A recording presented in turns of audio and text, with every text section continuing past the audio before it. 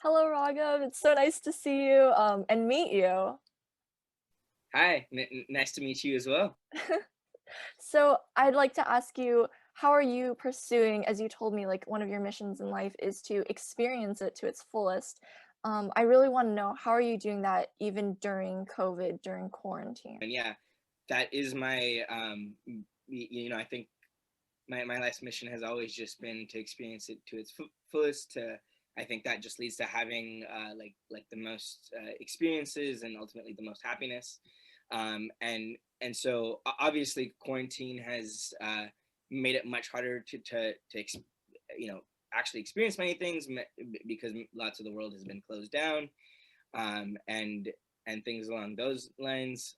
So I think one thing that it really made me realize is that those experiences, like the places and all those are important for those experiences, and quarantine has definitely made it harder to experience. As earlier it would be I would think like on a Friday night, just like going to like a bar and just like having a good time, meeting lots of new people, going to different places afterwards and doing lots of activities afterwards.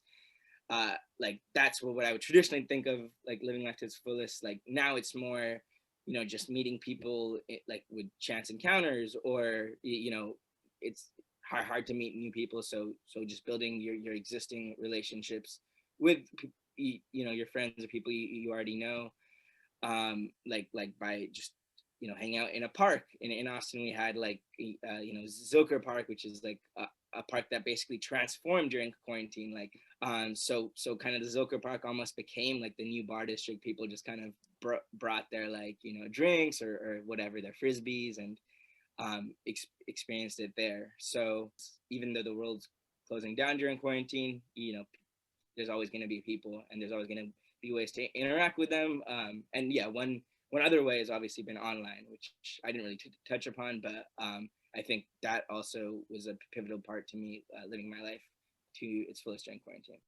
Yeah, and it's awesome that you've still been able to kind of retain those interpersonal relationships during this online or really quarantined experience. I know that you're still working, so how do you think your career goals and current career help you also, have that full experience in life? During quarantine, what's interesting is I also had like a pretty big career change.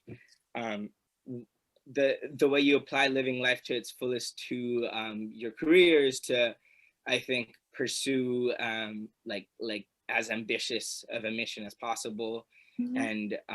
and contribute to it as much as you can.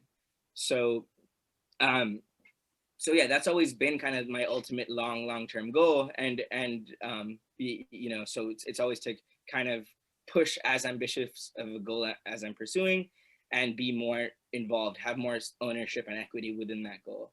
So like the company I worked at the start of quarantine was a company that had a mission that I wasn't super passionate about, and I don't think was a super impactful mission in the grand scheme of the world. I mean, as much less impactful than the new company I joined. So Tesla had reached out to me during quarantine, and I wanted to definitely pursue that, because Tesla's mission is to accelerate the world's transition to sustainable energy.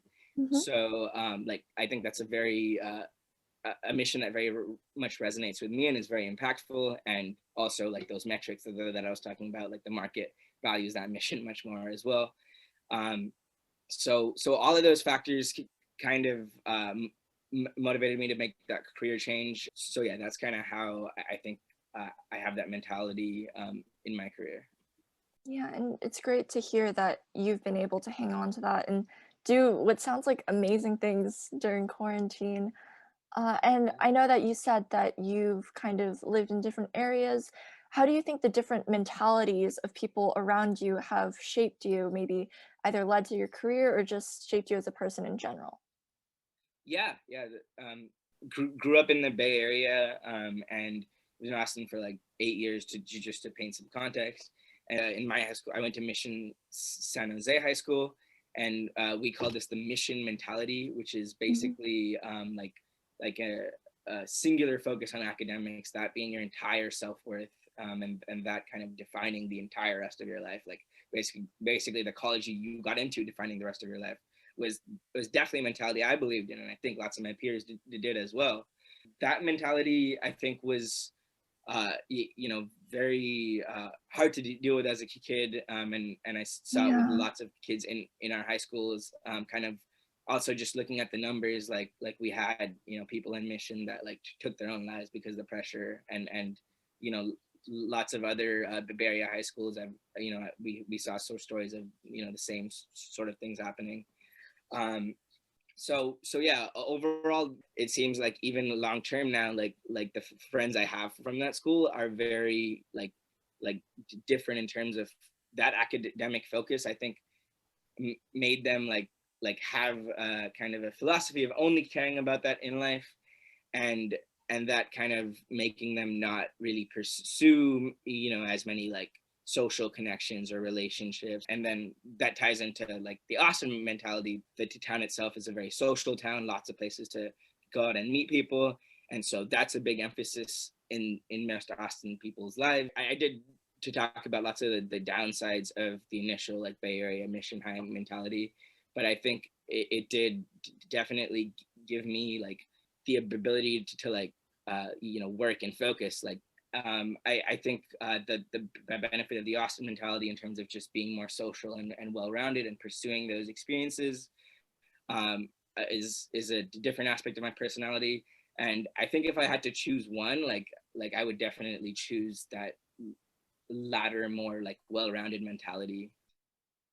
Awesome. Well, thank you so much for talking about your experience. I feel like that provides not only good lessons for people in high school and college, but for people, aiming to stay true to their long-term goals in quarantine. So thank you so much. Yeah, of course. And yeah, thank you so much for interviewing me, Angela. Thank you.